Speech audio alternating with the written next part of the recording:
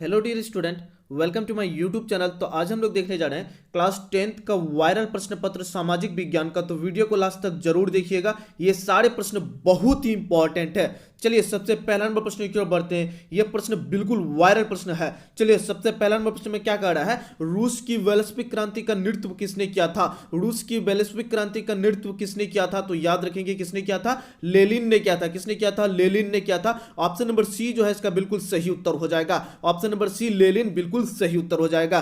चलिए उसके बाद बढ़ते हैं हम लोग दूसरा नंबर प्रश्न की ओर। दूसरा नंबर प्रश्न में कह रहा है वैश्विक क्रांति कब हुई। वैश्विक क्रांति कब हुई, तो इसका जो सही उत्तर है वो हो जाएगा ऑप्शन नंबर सी, नवंबर 1917 ईस्वी में। कब, नवंबर 1917। ऑप्शन नंबर सी जो है इसका बिल्कुल सही उत्तर हो जाएगा। इसी तरह का वायरल प्रश्न पत्र आपको हम करवाएंगे, तो चैनल को सब्सक्राइब नहीं किया तो चैनल को सब्सक्राइब कर लीजिए, ताकि सारे वायरल प्रश्न पत्र आप तक पहुंचे और आपका तैयारी गर्दा हो जाए। चलिए तीसरा नंबर प्रश्न की ओर बढ़ते हैं। तीसरा नंबर प्रश्न में कह रहा है साइमन आयोग किस वर्ष भारत आया। साइमन आयोग किस वर्ष भारत आया, तो याद रखेंगे 1928 ईस्वी में आया। कब आया था, 1928 ईस्वी में आया था। साइमन आयोग भारत किस वर्ष आए थे, 1928 ईस्वी में। ऑप्शन नंबर डी जो है इसका बिल्कुल सही उत्तर हो जाएगा।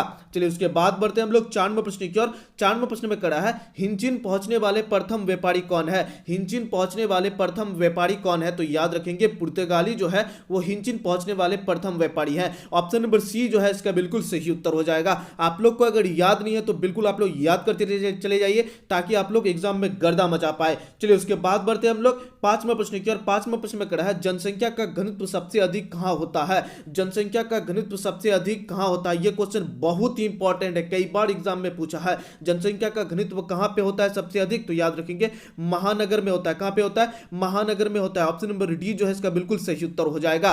चलिए उसके बाद बढ़ते हैं हम लोग 6 नंबर प्रश्न की ओर। 6 नंबर प्रश्न में कह रहा है कार्ल मार्क्स का जन्म कहां हुआ था। कार्ल मार्क्स का जन्म कहां पे हुआ था, तो याद रखेंगे जर्मनी में हुआ था। कहां पे हुआ था, जर्मनी में हुआ था। कार्ल मार्क्स का जन्म कहां पे हुआ था, जर्मनी में हुआ था। ऑप्शन नंबर बी जो है इसका बिल्कुल सही उत्तर हो जाएगा। चलिए उसके बाद बढ़ते हैं हम लोग 7 नंबर प्रश्न की ओर। 7 नंबर प्रश्न में कह रहा है आयरन एंड स्टील कंपनी कहां स्थित है।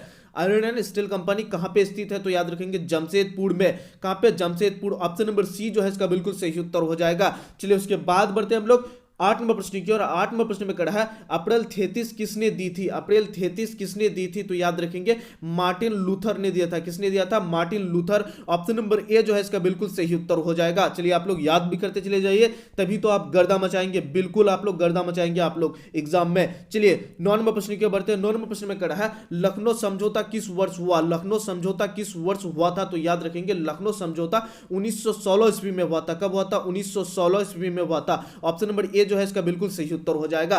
चलिए उसके बाद बढ़ते हम लोग 10 नंबर प्रश्न की ओर। 10 नंबर प्रश्न में कह रहा है भारतीय राष्ट्र कांग्रेस के पहले अध्यक्ष कौन थे। भारतीय राष्ट्र कांग्रेस के पहले अध्यक्ष कौन थे, तो याद रखेंगे लाला हृदयलाल। ऑप्शन नंबर डी जो है इसका बिल्कुल सही उत्तर हो जाएगा। कौन थे, लाला हृदयलाल थे। चलिए उसके बाद बढ़ते हम लोग 11 नंबर प्रश्न की ओर। सारे प्रश्न बिल्कुल बहुत इंपॉर्टेंट है, कई बार एग्जाम में पूछा भी गया है। 11 नंबर प्रश्न में बढ़ते हैं। 11 नंबर प्रश्न में कह रहा है विश्व व्यापार संगठन की स्थापना किस वर्ष की गई थी। विश्व व्यापार संगठन की स्थापना किस वर्ष की गई थी, तो याद रखेंगे 1995 में की गई थी। कब की गई थी, 1995 में। ऑप्शन नंबर डी जो है इसका बिल्कुल सही उत्तर हो जाएगा। चलिए उसके बाद बढ़ते हम लोग 12 नंबर प्रश्न की ओर। 12 नंबर प्रश्न में कह रहा है निम्न में किस देश में मिश्रित अर्थव्यवस्था है। निम्न में किस देश में मिश्रित अर्थव्यवस्था है, तो याद रखेंगे भारत में जो अर्थव्यवस्था है वो मिश्रित अर्थव्यवस्था है। ऑप्शन नंबर सी जो है इसका बिल्कुल सही उत्तर हो जाएगा। चलिए उसके बाद बढ़ते हम लोग 13 नंबर प्रश्न की ओर। 13 नंबर प्रश्न में कह रहा है सेवा क्षेत्र में कौन सी क्रिया शामिल है। 13 नंबर प्रश्न में क्या कह रहा है, सेवा क्षेत्र में कौन सी क्रियाएं शामिल है, तो इसका जो सही उत्तर हो जाएगा वो हो जाएगा ऑप्शन नंबर सी, यातायात, संचार और बैंकिंग। ऑप्शन नंबर सी जो है यातायात, संचार और बैंकिंग जो है वो सेवा क्षेत्र में आता है। चलिए उसके बाद बढ़ते हम लोग 14 नंबर प्रश्न की ओर। 14 नंबर प्रश्न में कह रहा है राष्ट्रीय आय की गणना किस विधि के द्वारा की जाती है। राष्ट्र आय की गणना किस विधि के द्वारा की जाती है। राष्ट्र आय की गणना किस विधि के द्वारा की जाती है, तो याद रखेंगे आय विधि के द्वारा भी, व्यय विधि के द्वारा भी, उत्पादन एवं मूल जोड़ विधि के द्वारा। तो इसका जो सही उत्तर हो जाएगा वो हो जाएगा ऑप्शन नंबर डी, इनमें से सभी के द्वारा। किसके द्वारा, इनमें से सभी विधि के द्वारा। चलिए उसके बाद बढ़ते हम लोग 15 नंबर प्रश्न की ओर। 15 नंबर प्रश्न में कह रहा है भारतीय बैंकिंग प्रणाली के शीर्ष पर है। भारतीय बैंकिंग प्रणाली के शीर्ष पर कौन है, तो याद रखेंगे reserve bank of India, RBI जिसको हम लोग कहते हैं रिजर्व बैंक ऑफ इंडिया, वो भारतीय बैंक की प्रणाली के शीर्ष पर है। चलिए उसके बाद बढ़ते हम लोग 16 नंबर प्रश्न की ओर। 16 नंबर प्रश्न में कह रहा है भारत का वित्तीय वर्ष कौन सा है। भारत का वित्तीय वर्ष कौन सा है, तो याद रखेंगे भारत का वित्तीय वर्ष कौन सा है? 1 अप्रैल से लेकर 31 मार्च तक। ऑप्शन नंबर सी जो है इसका बिल्कुल सही उत्तर हो जाएगा। भारत का वित्तीय वर्ष कौन सा है? 1 अप्रैल से लेकर 31 मार्च तक। चलिए उसके बाद बढ़ते हैं हम लोग 17 नंबर प्रश्न की। और 17 नंबर प्रश्न में कहा है निम्न में कौन सी सेवा गैर सरकारी है? निम्न में कौन सी सेवा गैर सरकारी है? तो याद रखेंगे मॉल सेवा जो है वो गैर सरकारी है, इसको कोई प्राइवेट कंपनी के द्वारा चलाया जाता है।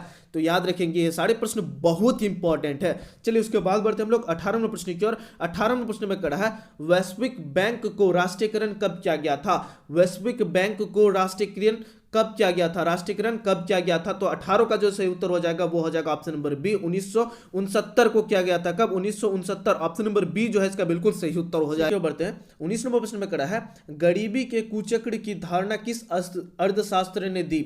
गरीबी की कुचक्र की धारणा किस अर्थशास्त्री ने दी? तो याद रखेंगे किसने दिया था? रेगनर नाक्स ने दिया था। किसने दिया था? रेगनर नाक्स। ऑप्शन नंबर सी जो है इसका बिल्कुल सही उत्तर हो जाएगा। आप लोग याद भी करते चलिए। चलिए 20 नंबर प्रश्न क्यों बढ़ते हैं। 20 नंबर प्रश्न में कहा है निम्न में कौन बीमारू राज्य नहीं है? ये क्वेश्चन बहुत ही इंपॉर्टेंट है।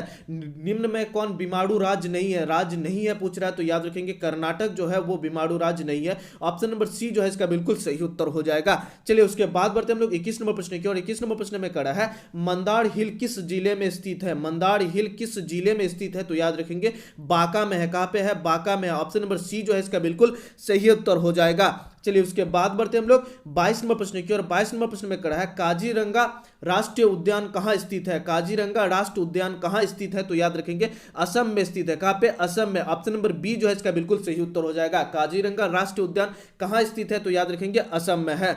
चलिए उसके बाद बढ़ते हम लोग 23 नंबर प्रश्न की। और 23 नंबर प्रश्न में कहा है संजय गांधी जैविक उद्यान कहां है? संजय गांधी जैविक उद्यान कहां है? तो याद रखेंगे पटना में है। ये बच्चा भी आपको याद करके रखा होगा संजय गांधी जैविक उद्यान कहां पे है? तो पटना में। इसी तरह का हौला हौला प्रश्न आपका एग्जाम में रहेगा, आपको गर्दा मचाना है। चलिए उसके बाद बढ़ते हम लोग 24 नंबर प्रश्न की ओर।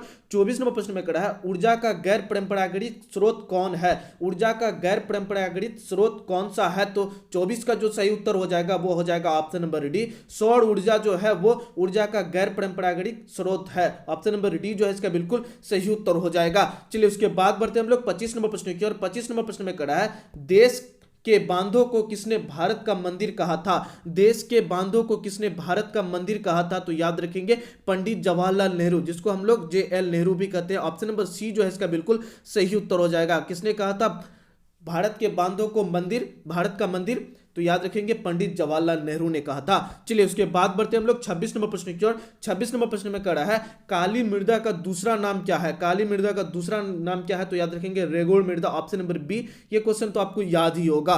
चलिए उसके बाद बढ़ते हम लोग 27 नंबर प्रश्न की ओर। 27 नंबर प्रश्न में कहा है सुनामी का प्रमुख कारण है। सुनामी का प्रमुख कारण क्या है? तो याद रखेंगे समुद्र में भूकंप के कारण सुनामी आता है। किसके कारण? समुद्र में भूकंप के कारण। ऑप्शन नंबर ए जो है इसका बिल्कुल सही उत्तर हो जाएगा। चलिए उसके बाद बढ़ते हम लोग 28 नंबर प्रश्न की। और 28 नंबर प्रश्न में कहा है पृथ्वी की सतह पर सर्वप्रथम पहुंचने वाली भूकंप तरंग है। पृथ्वी की सतह पर पहुंचने वाली सर्वप्रथम भूकंप तरंग कौन सा है? तो याद रखेंगे पी तरंग जो है वो पृथ्वी की सतह पर पहुंचने वाली पहली भूकंप तरंग है। ऑप्शन नंबर ए जो है इसका बिल्कुल सही उत्तर हो जाएगा।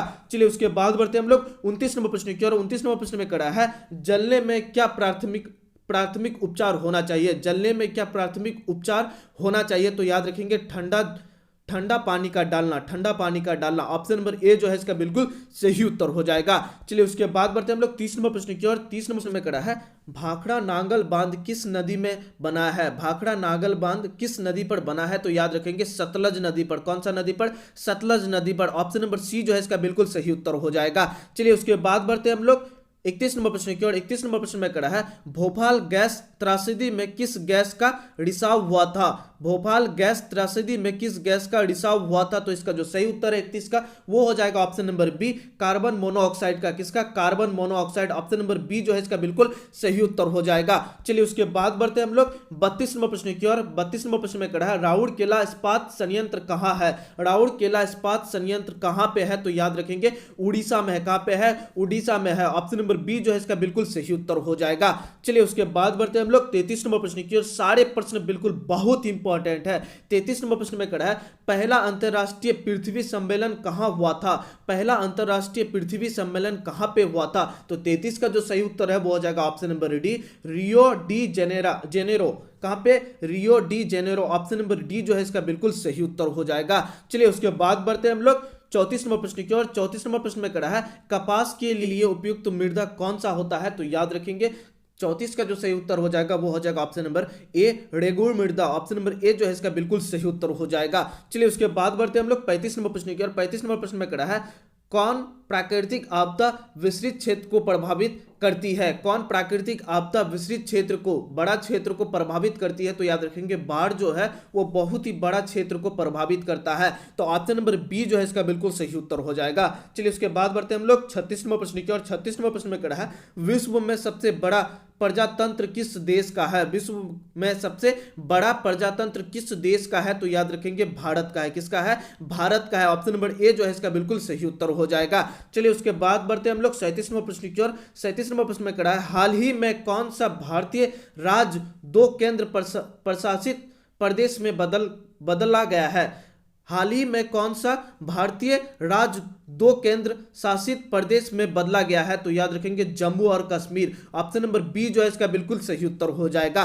चलिए उसके बाद बढ़ते हैं हम लोग 38 नंबर प्रश्न की ओर। 38 नंबर प्रश्न में कड़ा है, पंचायती राज का उच्चतम स्तर है क्या है? पंचायती राज का उच्चतम स्तर क्या है? तो याद रखेंगे जिला परिषद जो है वो पंचायती राज का उच्चतम स्तर है। ऑप्शन नंबर सी जो है इसका बिल्कुल सही उत्तर हो जाएगा। चलिए उसके बाद बढ़ते हैं हम लोग 39 नंबर प्रश्न की ओर। 39 नंबर प्रश्न में कड़ा है, निम्न में कौन सा संघ राज्य की विशेषता नहीं है? निम्न में कौन संघ राज्य की विशेषता नहीं है? तो याद रखेंगे एक पक्षीय विधायिका।